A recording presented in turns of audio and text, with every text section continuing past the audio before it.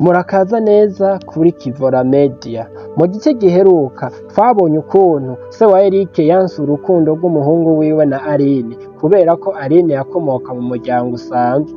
Twabonye kandi Sandrine atangura kugira ishari rikomeye amaze kubona abo bakundana bari kumwe. Sandrine yaraye adasinziriye. Ishusho ya Eric na Aline yari yamuzingamitse mu mutwe.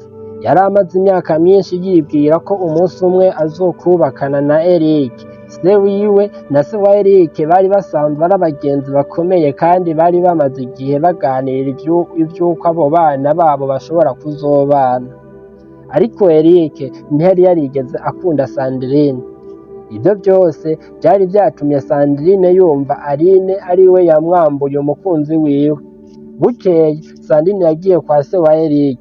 Yakiriwe neza kuko yari umuntu asanzwe amenyerewe muri uwo muryango. Se wa Eric amaze kumubona yavuze ati, Sandrine urakaza neza mwana wanjye.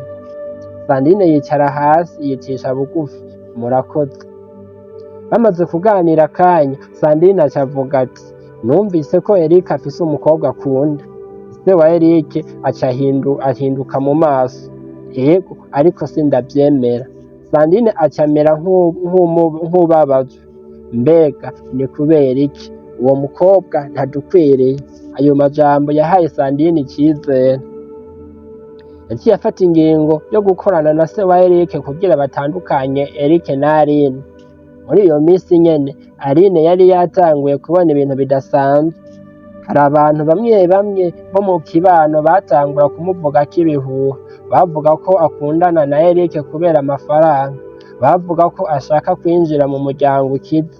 Bavuga ko urukundo rwiwe atari urw'ukuri. Aline yarababaye cyane kuko yari azi ko ibyo byose ari ibinyoma. Umunsi umwe yagiye kurira wenyene inyuma y'inzu yabo.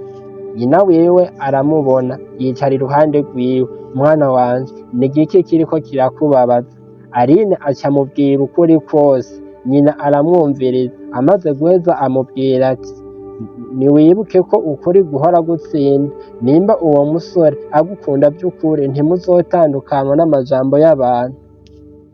Ayo majambo yamuhaye intege nshasha. Ku rundi ruhande Eric yari yatanguye kurwana n'umuryango wiwe. Se yahora amubwira ko areka Aline, ariko Eric akanga. Umunsi umwe ibintu vyarakaze. Se aca amubwira ati, hitamo, ni umukobwa canke umuryango wawe. Inzu yose ica irahora. Nyina wa Eric yaratangaye. Abakozi bo mu rugo baca bahagarika ivyo bariko barakora kugira bumvirize. Eric nawe yarahoze akanya gato, hanyuma avuga ati, dawe ndagukunda kandi ndakubaha, ariko sinshobora guheba umuntu nkunda kubera ubutunzi canke ubukene. Se ararakara cyane. Nimba ariko bimeze, biva muri iyi nzu. Nyina wa Eric acararira, ariko se ntiyahinduye ingingo. Eric yaciye aja mu cumba ciwe afata ibintu bikeya. Amaze gusohoka, nyina yarirutse aramuhobera. Mwana wanje, Imana ikurinde. Eric aramwiyegereza. Ntimugire ubwoba mama, ukuri kuzomenyekana umunsi umwe. Yaciye ava mu rugo. Ijoro ryose yaraye mu nzu y'umugenzi wiwe. Bukeye bwaho Sandrine yaramenye ko Eric yirukanwe muhira. Yaranezerewe cyane. Yibwira ati, ubuho Aline azobona ko atashobora kurwana n'umuryango nk'uyu.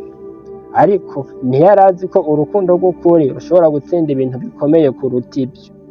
Aline amaze kumenya ibyo vyashikiye Eric yarabaye cyane. Yamusanze aho yari acumbitse. Amaze kumubona amarira acatangura kumutemba mu maso. Mbabarira, ibyo byose biriko biragushikira ni kubera jewe. Eric acafata amaboko yiwe. Oya, ntukabivuge. Ico ndiko ndagwanira ni urukundo rwavyo. Aline aramwitegereza. Muri uwo mwanya yumvise ko amukunda kurusha uko yari avyiyumviye. Ariko kure yaho hari umuntu yariko arabafotora mu mpisho. Yari umwe mu bantu ba Sandrine.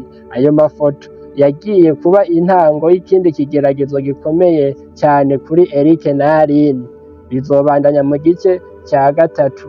nimba mwakunze iyi nkuru mukande like na subscribe kuri Kivora Media. Mwari kumwe na Venuste.